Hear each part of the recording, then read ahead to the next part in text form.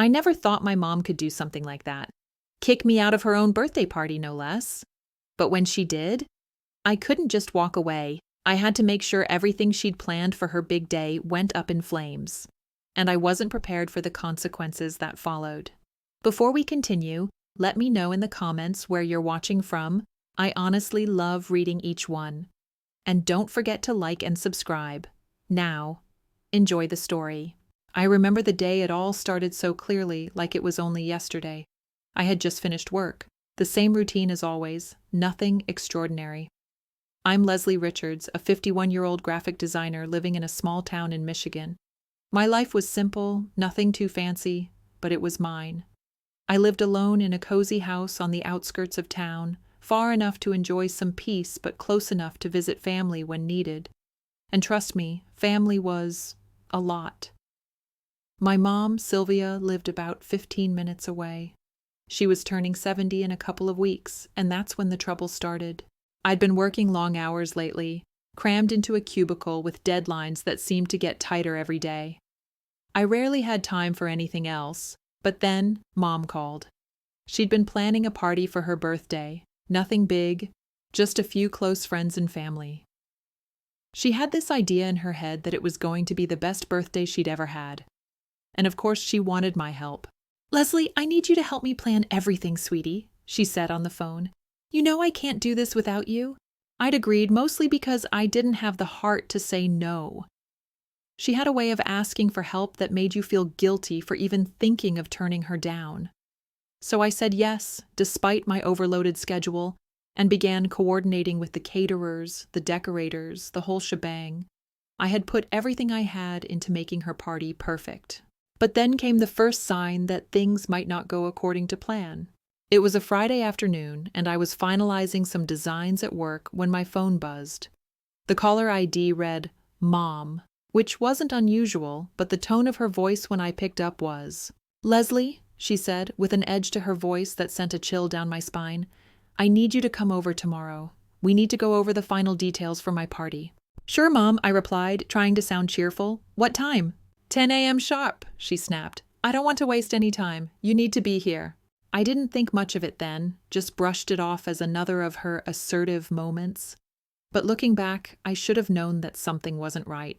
The next day, I arrived at her house at exactly 10 a.m. She answered the door, looking more frazzled than usual, her graying hair tied in a messy bun. I noticed her hands were trembling slightly as she greeted me. "Leslie, I'm so glad you're here," she said, pulling me inside. I don't want to bother you with all the details, but this is going to be huge." I followed her into the living room where the party planning was supposed to be taking place. But instead of a relaxed atmosphere, there was tension in the air. The decorations she'd picked out looked, odd.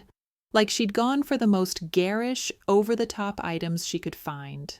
And the guest list was practically a novel. Half the people she'd invited I didn't even recognize. I couldn't help but point out the mismatch in everything. "Mom, do you really want to invite all of these people? And this theme, are you sure?" I asked, trying to keep my tone calm. "It's not exactly you." Her face twisted, and for a moment, I saw something flicker in her eyes. Anger, maybe. But before I could process it, she snapped, "Don't you dare question me, Leslie. I know what I'm doing. It's my birthday, and I'm going to have it my way." I felt the sting of her words, but instead of backing down, I stood my ground. "Mom, I'm just trying to help you. You asked for my opinion and—" But she cut me off, her voice rising. "I didn't ask for your opinion. I asked you to execute it, not criticize it." The air in the room grew thick with tension. I was shocked. Mom had never spoken to me like that before, and for the first time, I wondered if maybe this was going to be more than just a birthday party. Was she testing me? Or was something deeper at play here? I stood there for a moment, stunned into silence. But then I took a deep breath, trying to steady myself. "Okay, Mom, I get it. You want everything your way, but I'm still going to help, because that's what I do. I'll make sure it works. But if you don't want my opinion, I'll just stay out of it from now on." She gave me a tight smile, but it didn't reach her eyes. "Fine," she said. "That's what I thought." By the time the party rolled around, I was already feeling the weight of everything she'd asked of me. Her attitude was sharp, and the tension between us had only grown. But it wasn't just the party. It was the years of unresolved things between us, things I had tried to bury under the pretense of being the dutiful daughter. But truth be told, I was fed up. Then came the moment that would change everything. It was the day of the party, and I'd spent hours setting up. I was exhausted, but I pushed through. But when the guests started arriving and Mom went into full hostess mode, it became clear that this party wasn't about celebrating her. It was about showing everyone how perfect she was. I had no idea where it came from, but something in me snapped. The first sign that things had gone wrong was when I walked into the living room and saw my mother, wearing that absurd party hat, laughing it up with her friends. And suddenly, I just lost it. I stormed up to her, pulling her aside. "Mom, I can't do this anymore. You've made everything about you. And I've done everything for this damn party, and it's just not enough." She raised an eyebrow. "Leslie, what are you talking about?"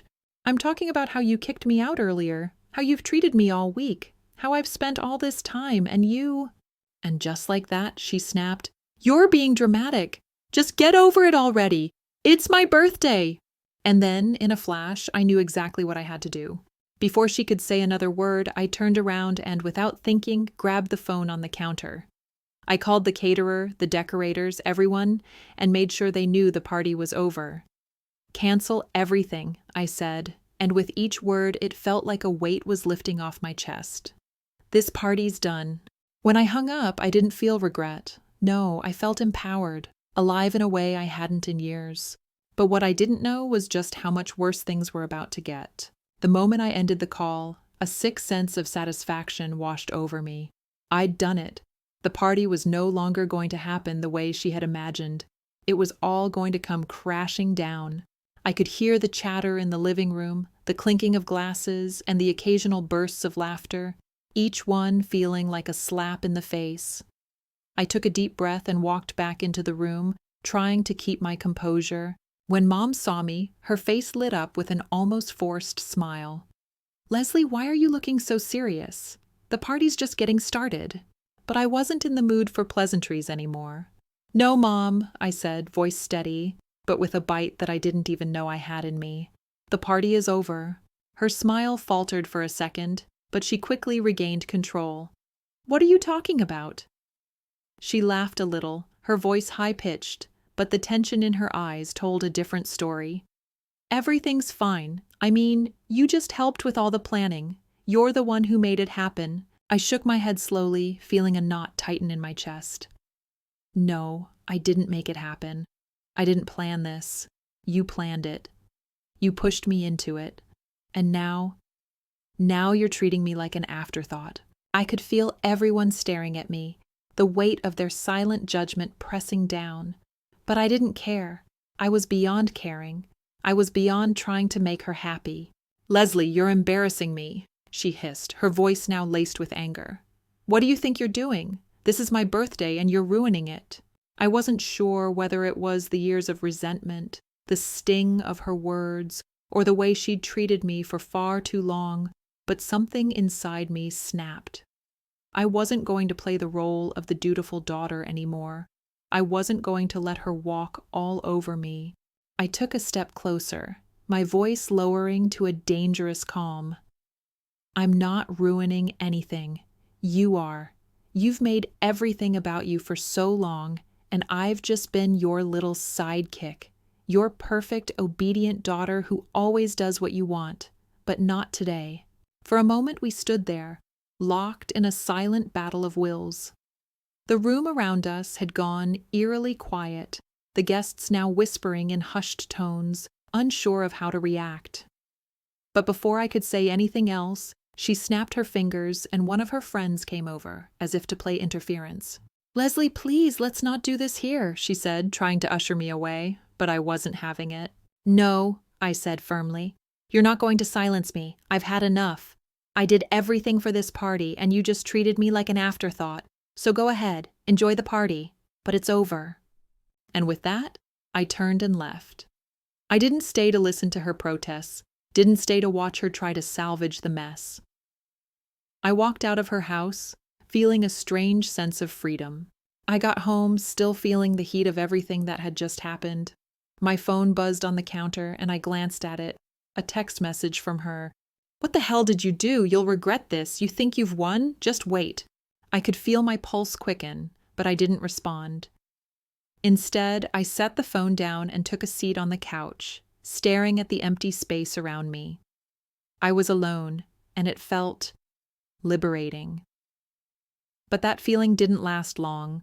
The next few hours were a blur. I tried to focus on anything, work, the television, even cleaning, but all I could think about was what I had done, what I had caused, but I didn't feel guilty.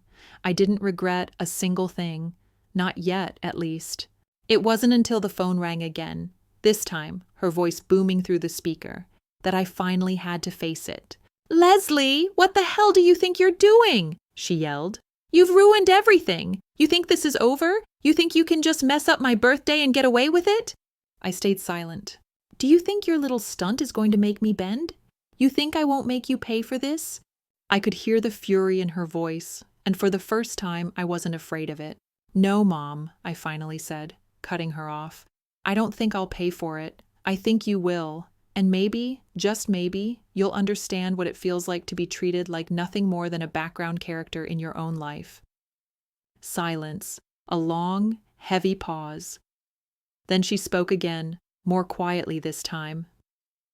"You don't understand what you've done. You think I'm the villain in your story, Leslie, but you don't know everything. You don't know what's been building all these years." And there it was, the moment I'd been waiting for. The words I'd been pushing away for so long, the truth I'd never dared to confront. I wasn't prepared for it, but it was coming, whether I was ready or not. I sat down on the couch again, this time feeling a bit of the weight lift from my chest. She was right. There were things I didn't know, things I had never known. And if I was going to truly understand why she was acting this way, I had to get to the bottom of it. But that would come later. Right now, the most important thing was that I had made my point. I wasn't going to be her punching bag anymore, and for the first time in my life, I was standing up for myself. That night I barely slept. I kept thinking about what she had said, about what was really going on behind her angry words. But whatever it was, I couldn't let it distract me, because one thing was clear. The party had failed. Her plans were crumbling, and I was ready for the fallout. I woke up the next morning with a feeling in the pit of my stomach. It wasn't guilt, exactly, but more like a quiet storm that I couldn't shake. The party was over. The chaos was done. But somehow it didn't feel like a victory. I had thought I'd win, that I'd finally put her in her place, but now I was questioning everything I had done. Was it worth it? I pulled myself out of bed and checked my phone. There were at least 15 unread messages. Of course, the majority were from Mom. I didn't want to look at them, but knew I had to face it. The first one was a scathing rant. She accused me of being selfish, said I didn't appreciate everything she had done for me over the years. She called me ungrateful, and worse, said that I'd destroyed her birthday. The message ended with, "You'll regret this, Leslie. I've got a plan, and you're not going to like it." I stared at the message, wondering if I should respond, but then another one came through. "You think this is funny? You think you've won? Wait until everyone knows what you did. No one will ever look at you the same way again." That message made my stomach twist. I hadn't really thought through the consequences of what I'd done. I'd assumed it was a simple statement of independence, but she was serious. She had power, influence, and the ability to turn this whole thing into a public spectacle if she wanted to. I didn't let the messages get to me. Not yet. I went to work, tried to distract myself with the usual grind. But there was this nagging feeling that wouldn't go away.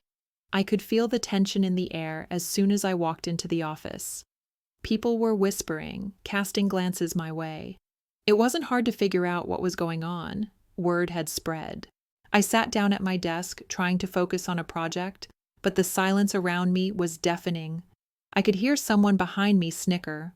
I turned to see Karen, the office gossip, staring at her phone. "You hear about what happened with Sylvia's birthday party?" she asked, her voice barely a whisper. I nodded slowly, trying to play it off. "Yeah, I heard." "Well, let's just say the story's out. Everyone's talking about it. You kicked your mom out of her own party, huh? Pretty bold move." I wanted to snap back, but I couldn't. This wasn't just gossip, this was bigger than that. My mom had already started spinning the narrative. Her friends, her network, everyone was going to hear her side of the story. And if she got her way, I'd be the villain in this family drama. By mid-afternoon, I received a call. "Leslie, we need to talk," my older brother Ben said. "Mom is losing it. She's telling everyone that you tried to ruin her life, that you have some kind of vendetta against her." I groaned. "What did she say exactly?" "She's calling it disrespectful, and she's threatening to cut ties with you if you don't apologize," Ben continued. "She's reaching out to people to make sure they know what happened. She's making it sound like you've been planning this for months." I felt a flash of anger rise in me. She's lying. She's the one who started all of this. I didn't do anything wrong, except maybe stand up for myself for once. Ben sighed. "I know, but Leslie, this is Mom we're talking about. She has a way of making people feel sorry for her. You need to fix this before it gets worse." I bit back the urge to yell. "I don't care if she gets sympathy from people. She's the one who pushed me too far. She treated me like an accessory, and I'm done with it. I'm not apologizing." Ben's voice softened. "Look, I get it. I do. But this could ruin everything. You're going to have to make a choice. Either apologize and make peace or keep fighting. But it's going to cost you. It's going to cost all of us." I stared at the screen of my phone, weighing his words. What was I supposed to do? Could I just keep going down this path? But there was one thing I was sure of. I wasn't going to let my mother control me anymore. I didn't call her back that day, or the next. I couldn't bring myself to apologize. But the fallout didn't stop there. The messages kept coming, not just from Mom, but from her friends, family members, even distant relatives. "Leslie, this is not how a daughter behaves. Your mother is devastated. She doesn't deserve this. You owe her an apology, and a big one." I could feel the pressure building. Everywhere I turned, someone was telling me I was wrong. Even people I barely knew had started sending me messages, expressing their shock over what had happened. Everyone had an opinion, but nobody understood the full picture. They only knew what Mom had told them. I felt like I was drowning in guilt I hadn't even earned. But then, it hit me. The problem wasn't me. The problem was Mom's need for control, her desire to manipulate everyone around her, and the way she always twisted everything to fit her narrative. I wasn't going to be her scapegoat anymore. By the end of the week, I finally couldn't ignore the inevitable any longer. I had to face her. I had to decide what came next, whether I would cave under the pressure or stand my ground. So, I went to her house. My hands shook as I parked in front, staring at the door, knowing that once I walked through it, there was no going back. I rang the doorbell. A long pause followed before I heard her footsteps. When she opened the door, her face was a mask of fury, but underneath it, there was something else, a crack in her armor. She wasn't as invincible as she liked to make out. "Leslie," she began, her voice cold, "what do you want?" I looked her in the eye. "I'm here because we need to talk, really talk. Not scream at each other, not argue, but understand what happened. I need you to stop blaming me for everything." She didn't say anything for a long moment. I wasn't sure what was running through her mind, but she stepped aside, gesturing for me to come in. As I walked into her house, I realized something. I didn't know how this conversation would end, but for the first time in years, I was ready to have it, to get to the truth. And no matter how messy it got, I wasn't backing down. I stepped into her house, feeling the weight of the moment settle heavily on my shoulders. The air was thick with unspoken words, years of unresolved tension swirling around us like a storm waiting to break. Mom shut the door behind me with a soft click, the sound somehow louder than it should have been in the silence. She turned and walked into the living room without saying a word. I followed her, my steps hesitant, but I couldn't turn back now. We sat down across from each other, an uncomfortable distance between us. She crossed her arms over her chest, her expression unreadable, but I could see the tension in the way her shoulders were clenched. Her eyes flicked toward me, almost daring me to speak first. I took a deep breath. "I didn't come here to argue, Mom," I said quietly, trying to keep my voice steady. "I came here because I need you to understand something. What happened at the party, That wasn't about disrespecting you. It wasn't about embarrassing you. It was about finally standing up for myself. Her eyes narrowed and she let out a small, derisive laugh. Stand up for yourself? She scoffed. By ruining my birthday party? You think that was the right way to do it? I shook my head. No, it wasn't the right way, but you've been treating me like an accessory for years. I've been your little helper, your support system. And when I finally need something, just some space, some respect, you turn it into a punishment. You make everything about you, and I'm done. For a moment, I thought she was going to interrupt me, but she stayed silent, her gaze unwavering. I pressed on, feeling a strange mix of anger and sorrow. I've spent my whole life trying to please you, trying to meet your expectations. But no matter what I did, it was never enough. You always wanted more. You wanted perfection. Her jaw tightened at the word perfection, but she didn't speak. I could see the walls she had built around herself, and in that moment, I knew they were stronger than anything I could have ever imagined. I'm tired of being invisible to you, I continued, my voice cracking slightly. I'm tired of doing everything you ask and still being treated like I don't matter. This isn't about revenge, Mom. It's about me finally realizing that I have a right to be heard, a right to stand up for myself. And if that means I have to hurt you to get your attention, then so be it. She looked away, her expression shifting into something softer, but only for a second. The anger and hurt were still there, simmering just beneath the surface. You think this is easy for me? She asked, her voice low. You think I enjoy being like this? You think I wanted to push you away? I didn't want this, Leslie. I never wanted to hurt you, but you don't understand. You've never understood what it's like for me. I blinked, caught off guard. What do you mean? You've never told me what it's like for you. You've never shared anything real. You've always made it about us, about what we can do for you, but never about you, about what you need. She sighed, a sound that almost seemed to come from deep within her, like a long-held breath she had been waiting to exhale. I never wanted to burden you with my problems, she said softly, her voice a little shaky. You were always so young, always so capable. You were the perfect daughter, the one who never needed anything. And I thought if I kept giving you everything, kept pushing you to be better, that you'd never see how broken I really am. My heart caught in my throat. She was trying to explain herself, trying to make sense of it all. My mind raced to make sense of her words, to piece together the story I had never been told. But I stayed silent, letting her continue. I've always been afraid, Leslie.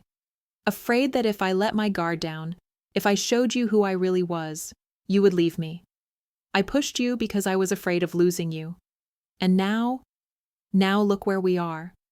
You've pushed back. And I don't know how to fix it.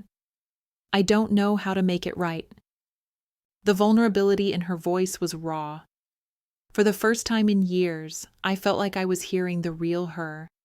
Not the angry, controlling mother, but the woman who had been carrying a weight I hadn't known existed. I swallowed hard, feeling a knot form in my stomach. Mom, why didn't you ever tell me any of this? Why didn't you ever let me see what was really going on with you? She looked at me, her eyes tired, as if she had been holding back for so long that it had become a part of her.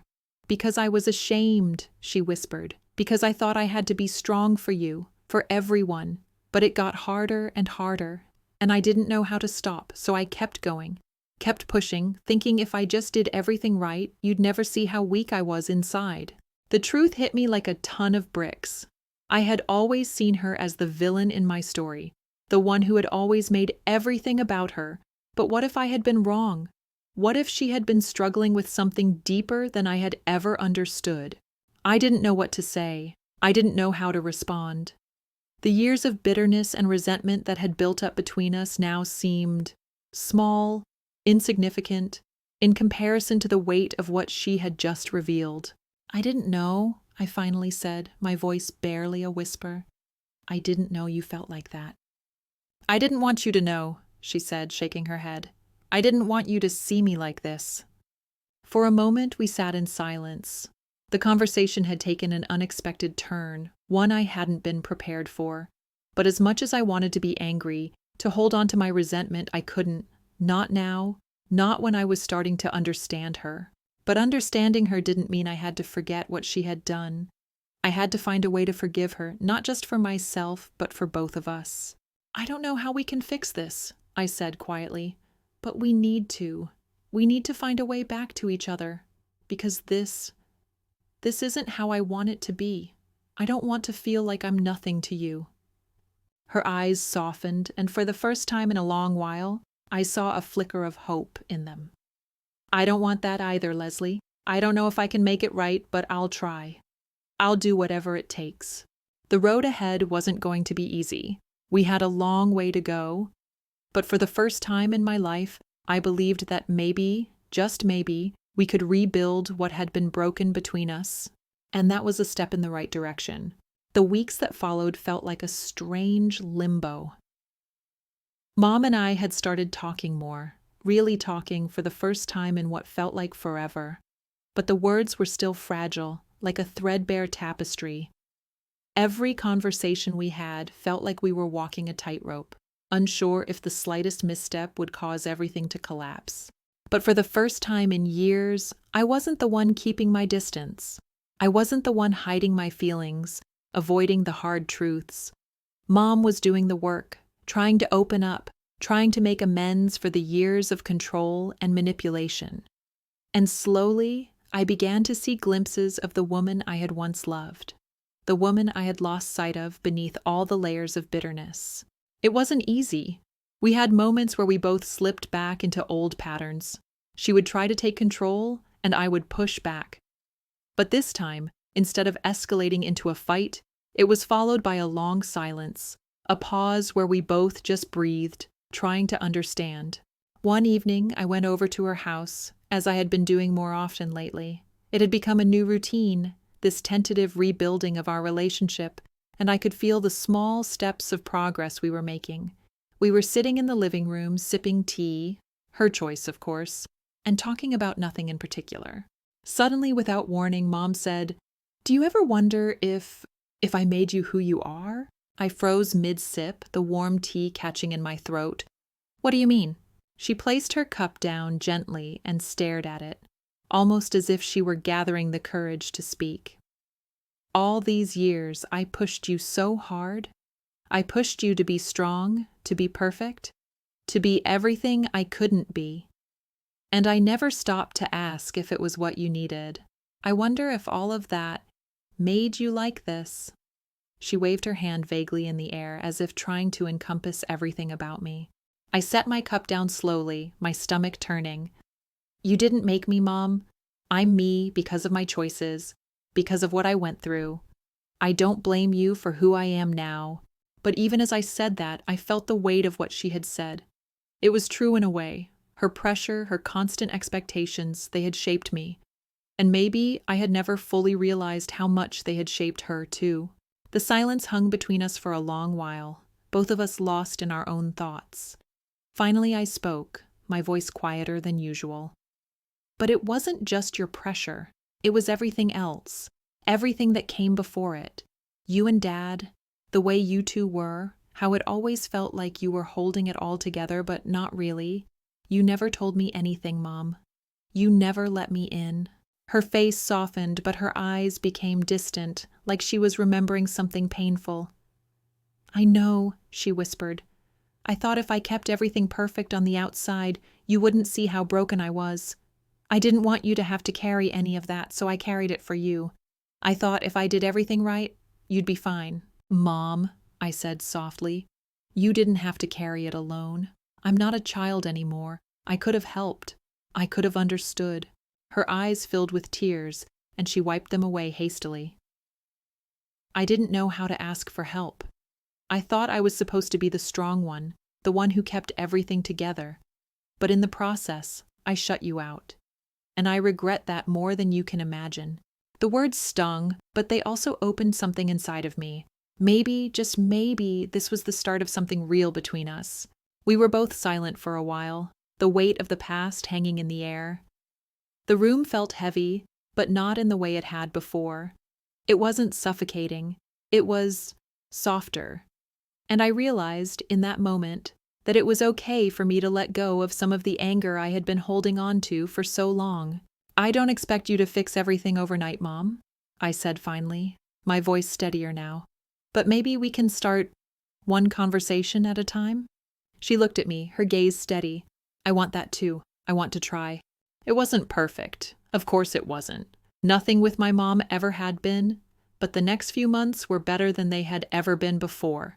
We had our ups and downs, our awkward silences, our disagreements. But the key was that we were talking. We were both trying. And that was a hell of a lot more than I could have said just a few months ago.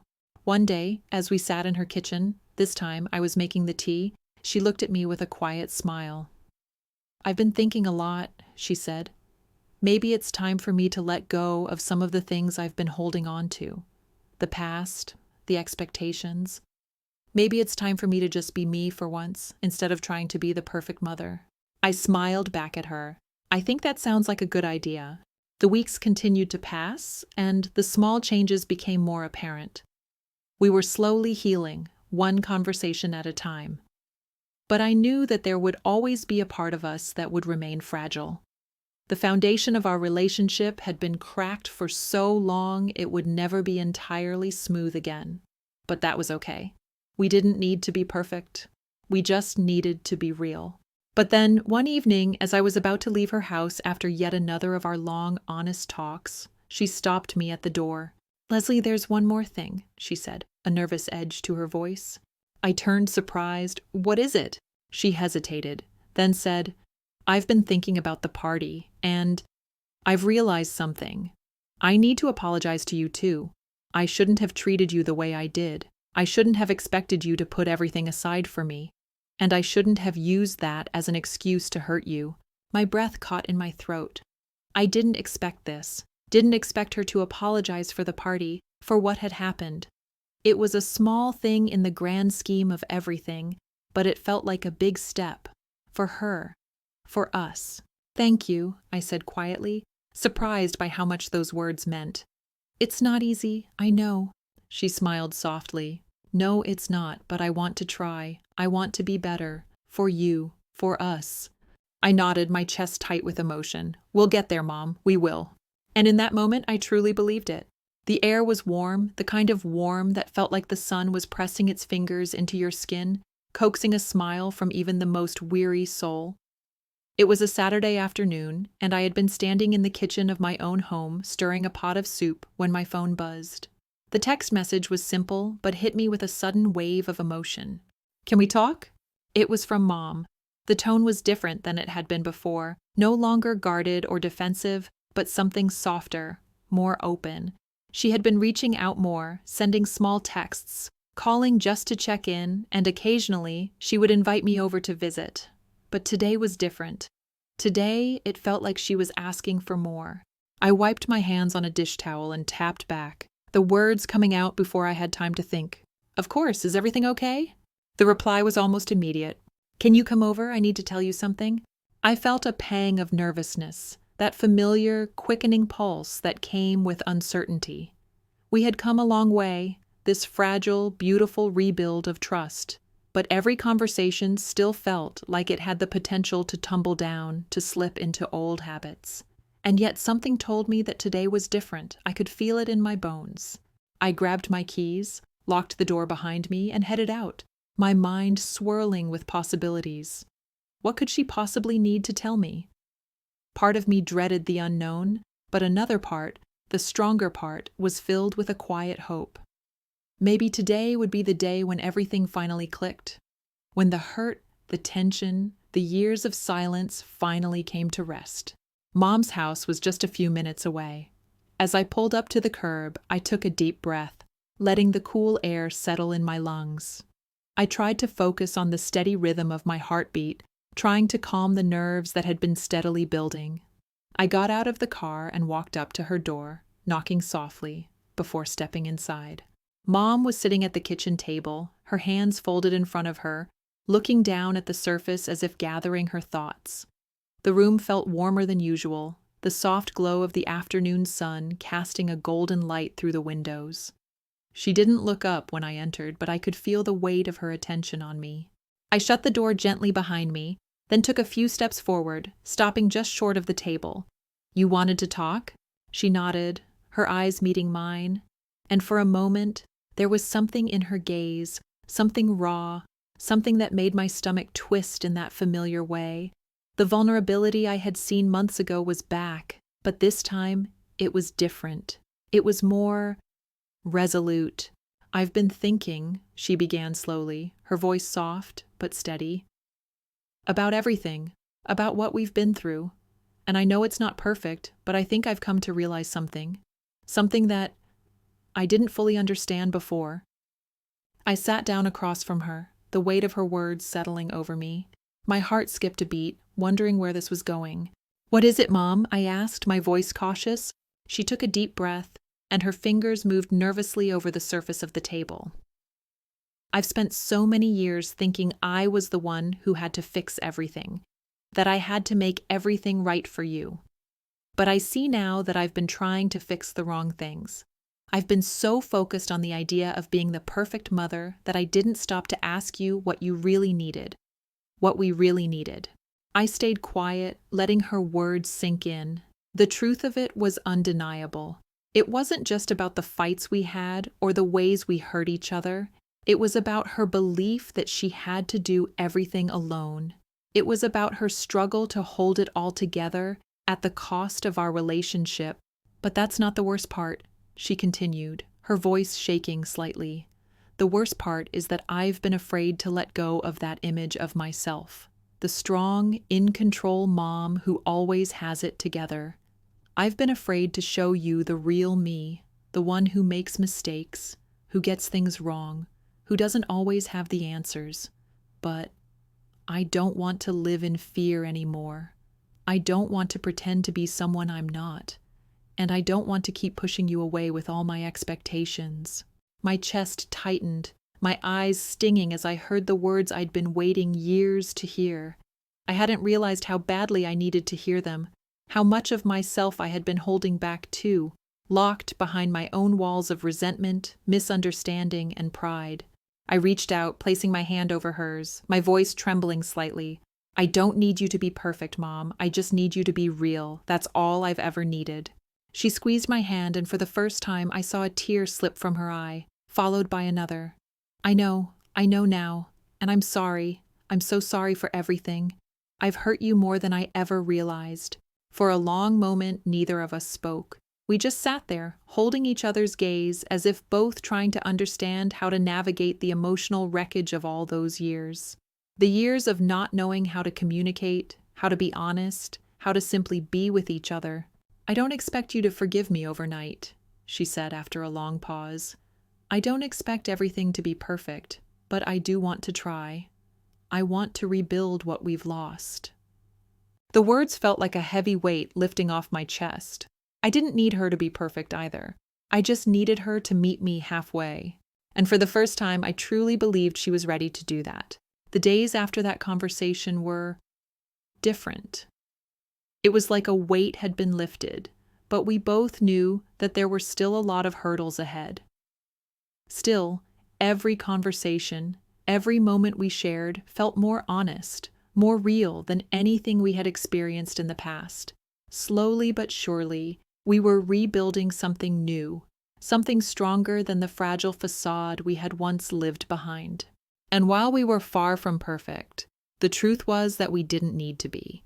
What mattered now was that we were trying, that we were finally, after all these years, letting each other in. But the biggest change wasn't just in the way we interacted, it was in the way I saw myself. No longer the perfect daughter or the one who had to prove herself, I was learning how to simply be. To let go of the past and embrace the imperfect, beautiful mess that was my relationship with my mother. And that, I realized, was enough.